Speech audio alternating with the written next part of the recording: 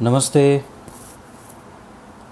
BA honours third year के विद्यार्थी इस चैनल के माध्यम से अपना 12वां प्रश्न पत्र पढ़ेंगे, विश्व इतिहास।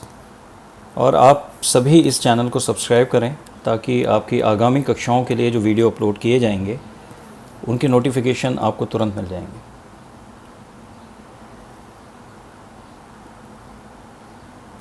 पहले के वर्षों की भांति ही आपका पाठ्यक्रम 3 प्रमुख भागों में विभक्त किया गया है। पहला भाग प्रथम विश्व युद्ध के बाद और संयुक्त राष्ट्र संघ के गठन से पूर्व यूरोप में जो घटना चक्र हैं उनसे संबंधित है।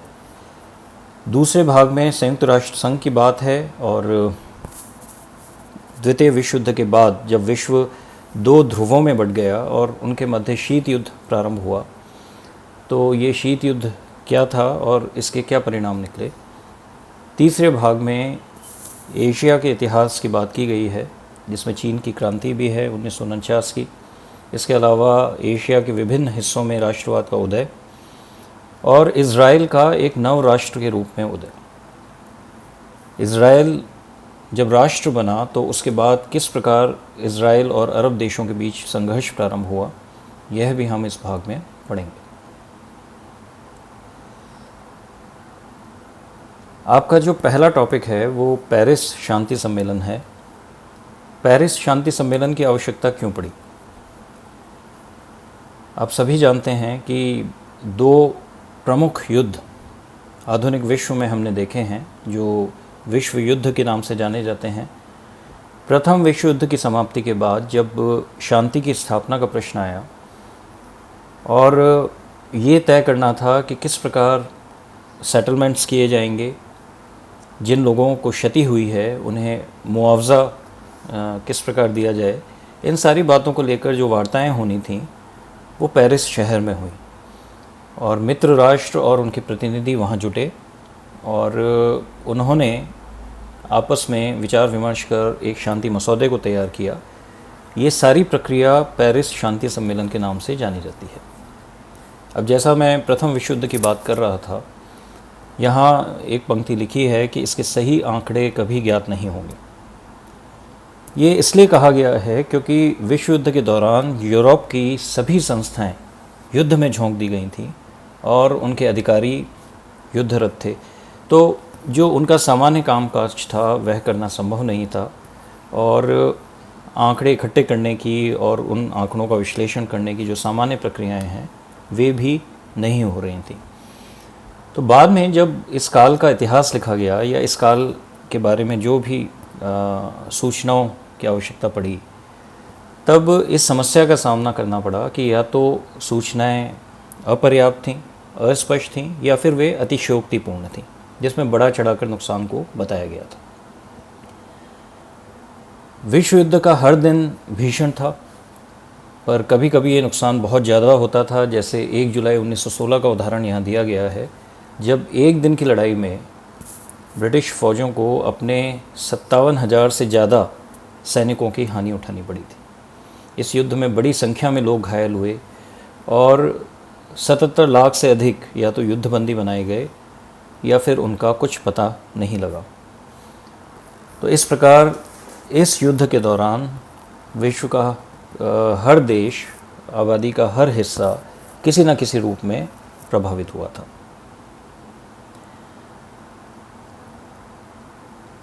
11 नवंबर 1918 को जर्मनी ने युद्ध विराम पर हस्ताक्षर किए। यहाँ शब्द युद्ध विराम है, समर्पण नहीं है।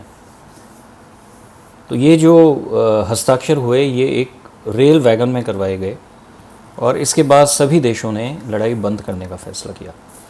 ये जो वैगन था इसका भी महत्व है क्योंकि बाद में जब जर्मनी में नाजीवाद का उदय हुआ तो हिटलर ने इसे राष्ट्रीय अस्मिता का प्रश्न बना लिया और जिन प्रदेशों को उसने जीता उनके प्रतिनिधियों से इसी रेल वैगन में हस्ताक्षर करते।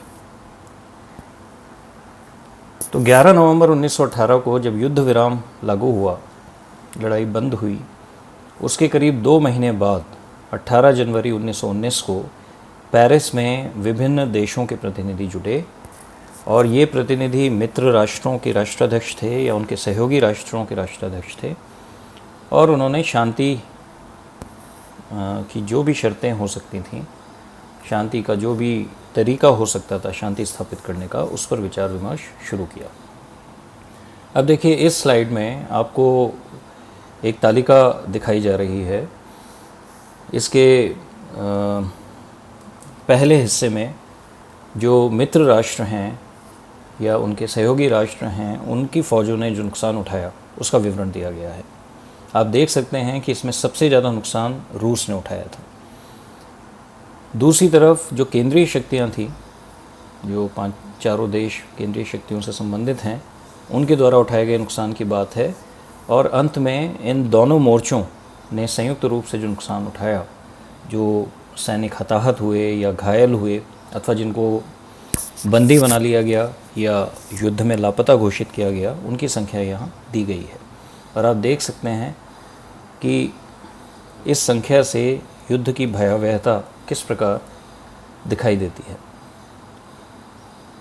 अब नागरिकों पर इसका क्या प्रभाव पड़ा, तो जैसा हमने पहले भी बात की कि बहुत स्पष्ट आंकड़े हमारे पास उपलब्ध नहीं हैं, लेकिन माना जाता है कि लड़ाई की वजह से या जो नरसंहार लड़ाई के दौरान होते हैं, इसके अलावा बहुत बड़ी जनसंख्या को अपने घर, अपने क्षेत्र छोड़कर जाना पड़ता है। तो उसकी वजह से जो गरीबी या भुखमरी जैसी स्थिति पैदा हो जाती है, उसकी वजह से आबादी का बड़ा हिस्सा मौत को प्राप्त हुआ। और एक बड़ी वजह इन्फ्लुएंज़ा भी मानी जाती है। 1918 में, जैसे आज हम कोविड-19 का सामना कर रहे हैं, उस समय इन्फ्लुएंज़ा एक बड़ी महामारी के रूप में फैला हुआ था।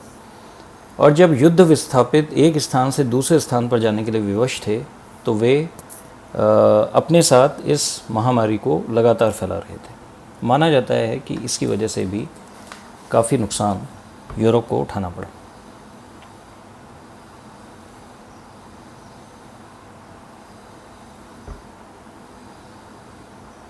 अब शांति प्रक्रिया में जो लोग शामिल हुए वे कौन थे? पेरिस सम्मेलन में मित्र राष्ट्र और उनके सहयोगी राष्ट्रों के जो प्रतिनिधि थे उन्हें आमंत्रित किया गया था, पराजित राष्ट्रों को आमंत्रित नहीं किया गया था। इसके अतिरिक्त रूस, जो मित्र राष्ट्रों की ओर से लड़ा था, उसे भी इस सम्मेलन में आमंत्रित नहीं किया गया, क्योंकि बोल्शेविक क्रांति के बाद, प्रथम विश्व युद्ध के दौरान रूस में जो बोल्शेविक क्रांति हुई थी, उसके बाद रूस ने तय किया कि वह इस लड़ाई को नहीं लड़ना चाहता और उसने जर्मनी से संधि की और लड़ाई से बाहर हो गया। तो इस बात से यूरोप के जो उसके दूसरे साथी देश थे वे खफा थे, और जब शांति सम्मेलन की बात आई तो उन्होंने रूस को आमंत्रित नहीं किया। 4 देशों ने शांति प्रक्रिया को सबसे अधिक प्रभावित किया: ब्रिटेन, इटली, अमेरिका और फ्रांस। इनमें भी ब्रिटेन, अमेरिका और फ्रांस के जो प्रतिनिधि थे उनकी प्रमुख भूमिका थी। शुरू में जापान भी इन 4 के साथ सम्मिलित था, और ये जो लोग वार्ता कर रहे थे वे 5 देशों से 10 लोग थे, हर देश से 2 प्रतिनिधि थे। लेकिन जब लगा कि एक बड़ा समूह बन गया है और जो भी वार्ताएं की जा रही हैं उनकी सूचनाएं बाहर तक पहुंच जाती हैं, तो फिर इन्होंने अपने समूह को और छोटा करने के लिए 4 देशों तक इसको सीमित कर लिया, और हर देश के केवल राष्ट्राध्यक्ष ही वार्ता में सम्मिलित हुए। ब्रिटेन की ओर से जॉर्ज लॉयड थे, इटली की ओर से ऑरलैंडो, फ्रांस की ओर से क्लेमेंशू और अमेरिका की ओर से वुड्रो विल्सन। इन राष्ट्राध्यक्षों के साथ इनके जो एक सामान्य प्रक्रिया के तहत इनके साथी होते हैं, वे इनकी वार्ता के बाद जो औपचारिकताएं होती हैं उनको करने के लिए थे। जैसे विदेश मंत्री थे, राजनयिक थे, जिन्होंने सबने मिलकर इस शांति प्रक्रिया में सहयोग दिया। पर एक बात पर आपको गौर करना है कि युद्ध जितने दिन तक चला, जितने साल तक चला, उससे ज़्यादा समय इस शांति प्रक्रिया को स्थापित होने में लगा। अगर हम जर्मनी ने जब नवंबर 1918 में युद्ध विराम पर हस्ताक्षर किए थे, वहाँ से युद्ध की समाप्ति माने, और उसे 1923 में तुर्की के हस्ताक्षर तक लेकर जाए, तो यह समय युद्ध अवधि से ज़्यादा है। अब ये कुछ ऐतिहासिक चित्र आप देख सकते हैं। पहला चित्र उस रेल वैगन का है जहां जर्मनी ने युद्ध विराम पर हस्ताक्षर किए थे। दूसरा चित्र वर्साए के महल का है। वर्साए का ऐतिहासिक महत्व है। और तीसरे चित्र में जो 4 व्यक्ति आपको दिखाई दे रहे हैं, ये राष्ट्राध्यक्ष हैं जो बिग 4 के नाम से जाने जाते हैं।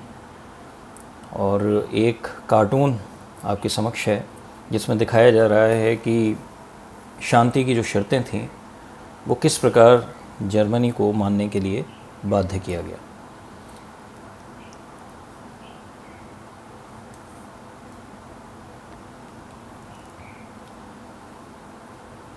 अब एक प्रश्न यह आता है कि शांति प्रक्रिया के लिए पेरिस का ही चयन क्यों किया गया।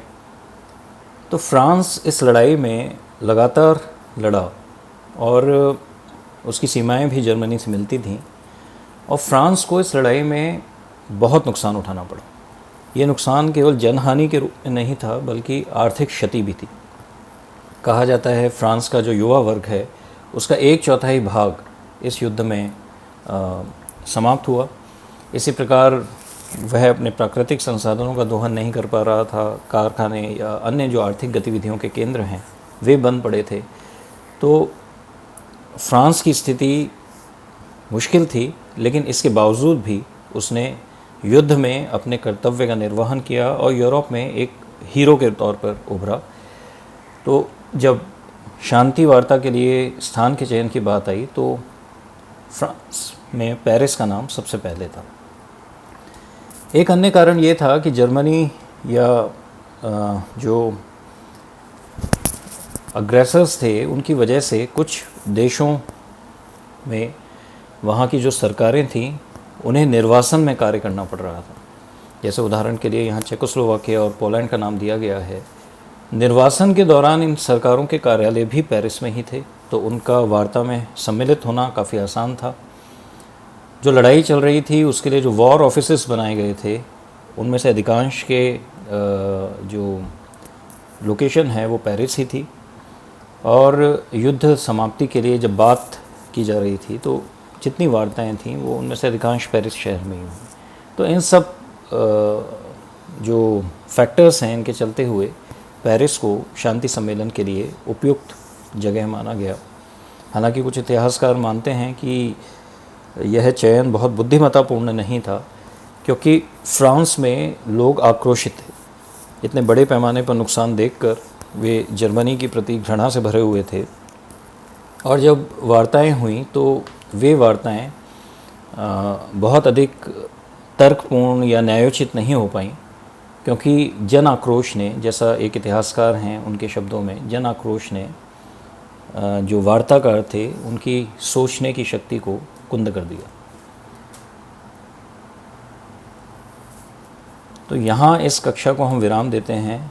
अगली कक्षा में आपको जो पढ़ना है वो पेरिस शांति सम्मेलन के दौरान का घटना चक्र हम पढ़ेंगे। शांति प्रक्रिया में कौन से महत्वपूर्ण समझौते किए गए और इन समझौतों का आधार क्या था और इन समझौतों का क्या परिणाम पड़ा जिन देशों से ये संबंधित थे उन पर। कुछ अभ्यास के लिए प्रश्न भी आपको दिए जाएंगे और उपयोगी पुस्तकों के नाम मैं आपको बताऊंगा। और यदि इस लेक्चर से संबंधित आपके कोई प्रश्न हैं तो आप मुझे या तो कमेंट बॉक्स में लिख सकते हैं या इस आपके जो व्हाट्सएप ग्रुप है उसमें जो मेरा नंबर दिया है वहाँ आप व्हाट्सएप कर सकते हैं। तो अगली कक्षा में उन प्रश्नों के उत्तर दिए जाएंगे। धन्यवाद।